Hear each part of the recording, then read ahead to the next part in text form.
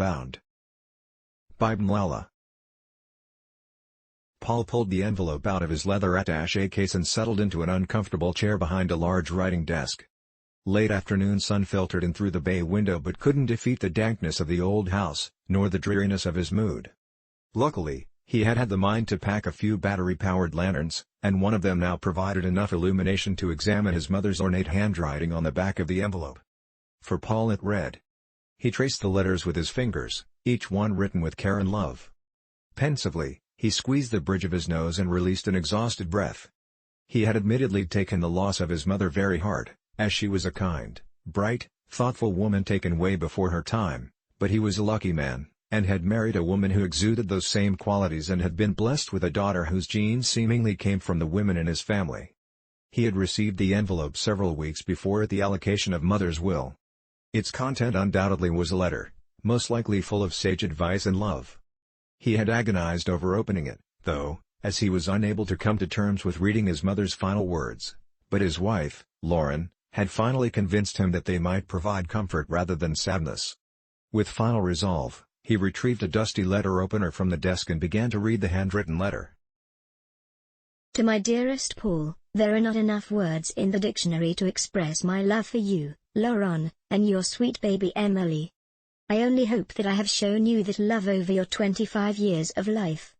My health may be fading, but know that I will always be with you, and that I'm sorry for what I'm about to reveal to you. I fear though that there isn't enough forgiveness on God's green earth for what I've done. If you are reading this, that means that my final will and testament have been executed, and you are probably surprised to find that you are now the owner of a small farmhouse in Creekside, Pennsylvania. It is the house that I grew up in. Heed my words, Paul, do not go to that house. Put the deed in the back of your safe, claim it as an asset, but otherwise forget that it exists. You may be curious to see the childhood home of your mother, but please, do not go to that house. I'm going to tell you why, Paul, and you may not have the same respect for me afterwards, but it is imperative that you understand the gravity of the situation. My parents and I had moved from that house when I was around 15 to live with Aunt June. However, when I was a few years younger than you are now, fresh out of college, I was offered a teaching position at a school a few towns over from that childhood home.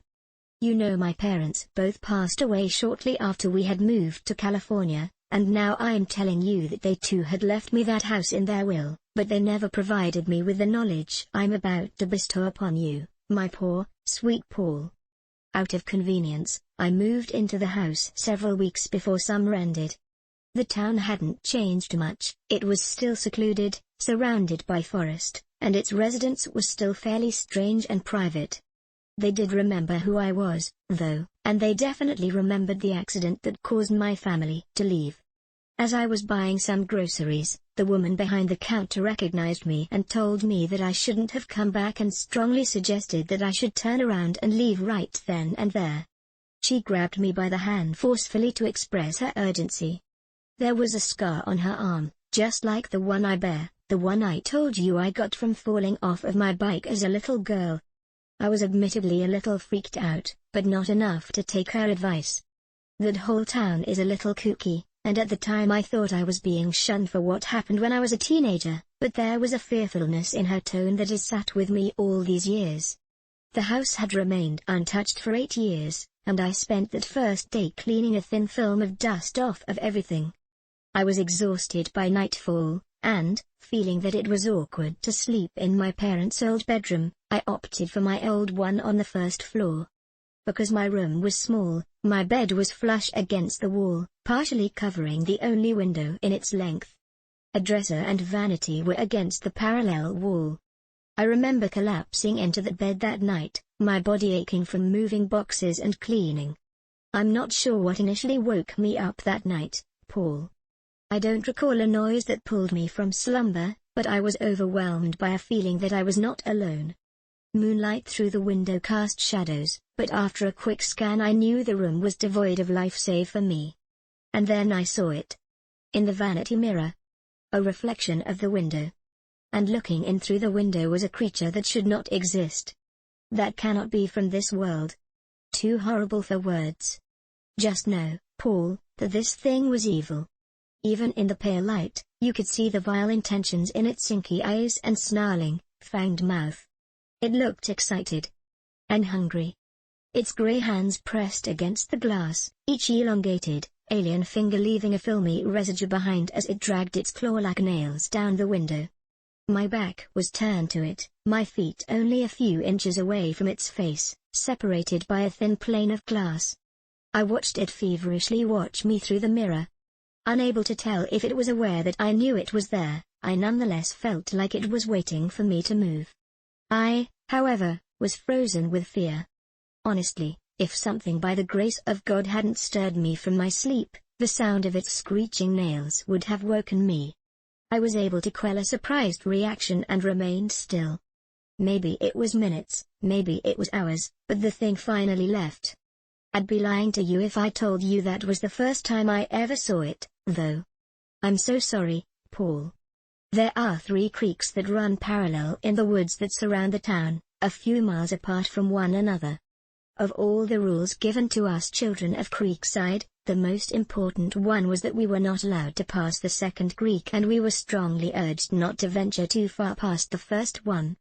My parents told me there were old foundations and wells that made it dangerous for us kids to play there, and that several children had gone missing in the woods, but it was apparent that the adults of town never crossed the second creek either. A few people who had risked getting close to the second creek claimed they had seen ghosts amongst the trees, and that lore alone was enough to convince us kids to stay close to town.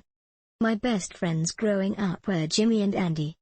Jimmy, you know, would later become your father, but Andy was always a bit of daredevil and troublemaker, and I was an impressionable young girl. One day, Andy has stolen a few of his dad's cigarettes, and the 3 of us went into the woods like a bunch of stupid hardasses to smoke them. Andy got the crazy idea that we needed to rebel even more and explore the woods past the second creek. Jimmy and I were scared, for it had been so ingrained in us to never do it, but Andy was persuasive. Andy crossed the ancient-looking bridge over the second creek first, cigarette in mouth. Jimmy and I delayed across from him. It became clear that Jimmy wasn't going to do it. He threw a rock at Andy, called him an idiot, and started walking up the path towards town. I begged Andy to come back with us, and I must have thrown my head back in frustration when he teased me. That's when I saw it. The grey, gargoyle-like creature. It was perched in a tree, not too far away from where Andy was standing. It looked like a vulture eyeing its prey. I had barely started to scream when it leapt from the tree and tackled Andy to the ground. Jimmy ran back to my side, but neither of us had any idea what to do, let alone how to comprehend the fear. I could hear Andy screaming and fighting, and I swear, Paul, that sound has never left my ears. I grabbed a rock and ran across the bridge. I hit the thing over the head, but it swiftly knocked me back into the water. I struggled, but Jimmy pulled me out on the other side just in time to see the creature make off with Andy's limp body through the trees.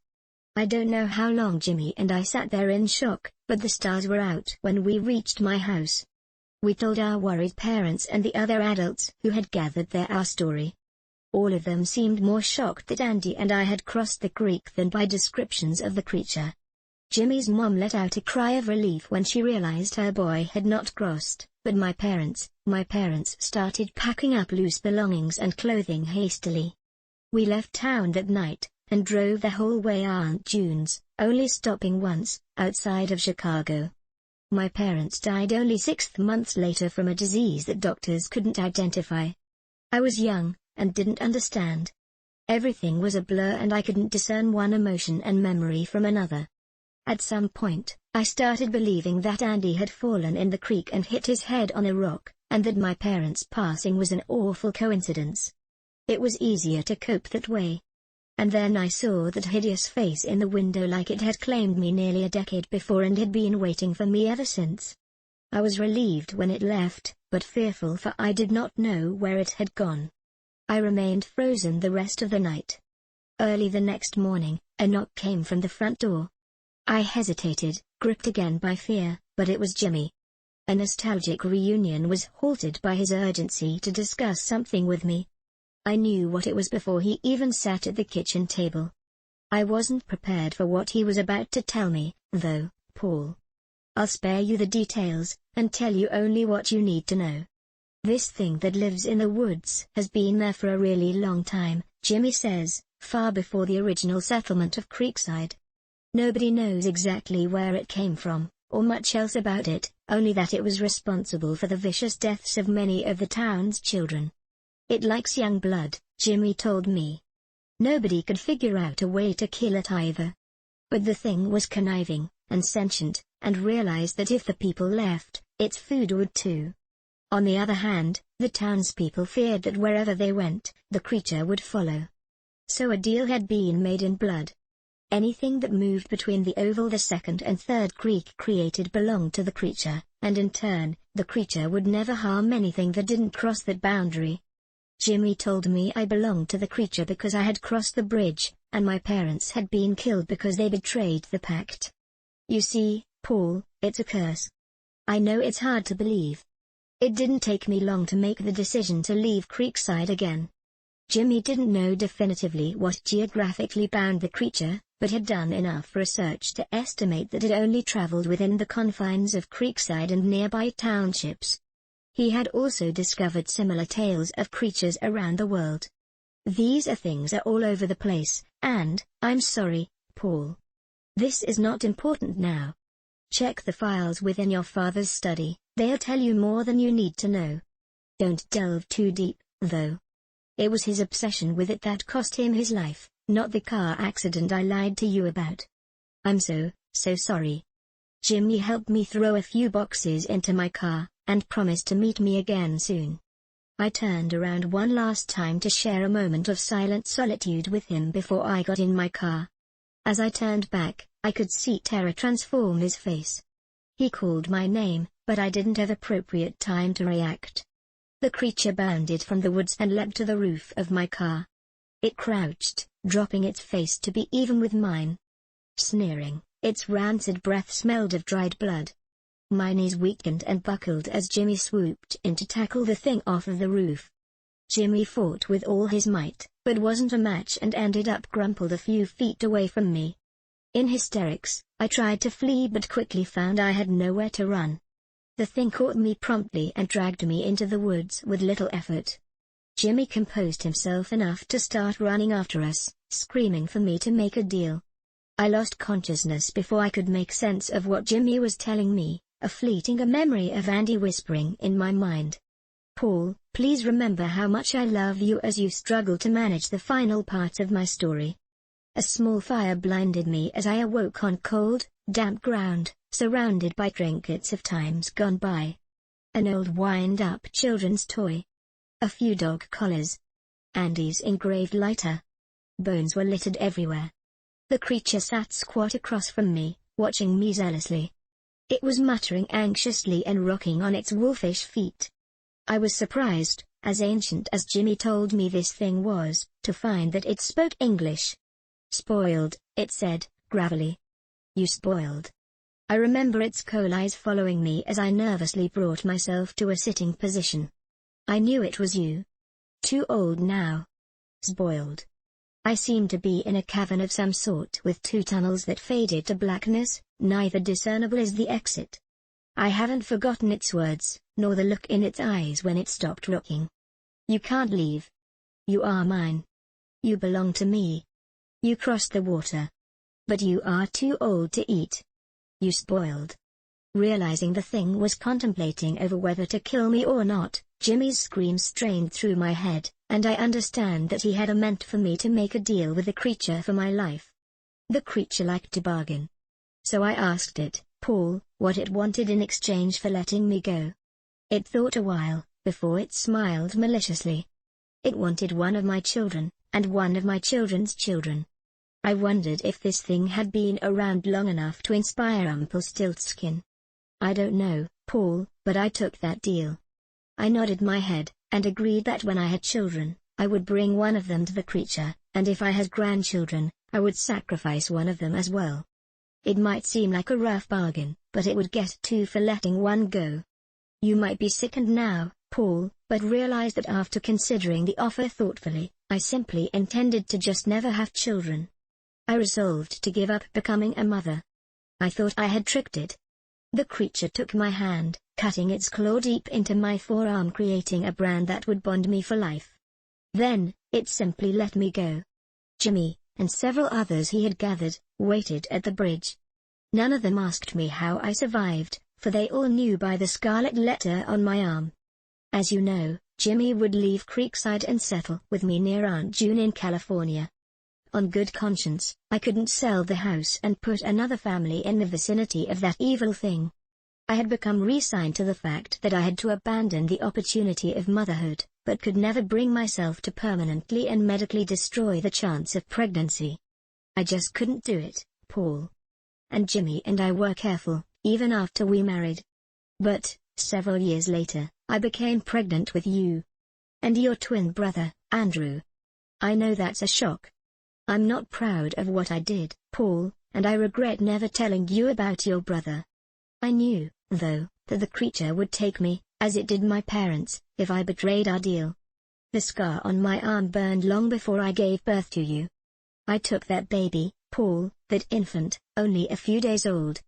I took him back to Creekside and left him on the other side of the bridge on the second creek.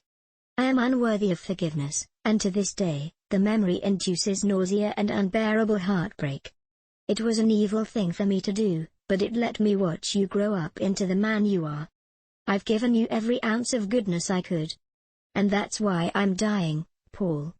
I knew Lauren was with child a month before you announced it because the scar on my arm was on fire, reminding me of my dues. I can't pay them this time. I can't do that to you, or sweet Emily. I have lived my life, and only hope that I can be reunited with your father and Andrew on the other side. I fear that my actions have provided for more insidious consequences, however. I will repeat my initial warning, Paul. Do not go to that house in Creekside. Only evil waits there. I can't bear to imagine if the creature is able to reach Emily. Our sweet, sweet Emily. I love you, Paul, with my whole heart.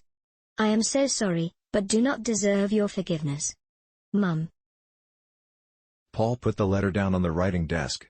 He could distinguish disturbed and disgusted emotions amongst a primal fear and sadness. He couldn't categorize and understand his thoughts. He was unable to tell if these emotions were targeted towards his mother or himself. His mother had made some awful and anguishing decisions, sure, but he probably should have read the letter before he brought his wife and daughter to this place. Suddenly, his mother's childhood house seemed a little darker. Dazed, he tried desperately to grasp the connotations of his mother's letter. The sound of glass smashing broke his stupor, the sounds of glass shattering, the ferocity of his wife's screams, and the fading wail of his daughter's cries.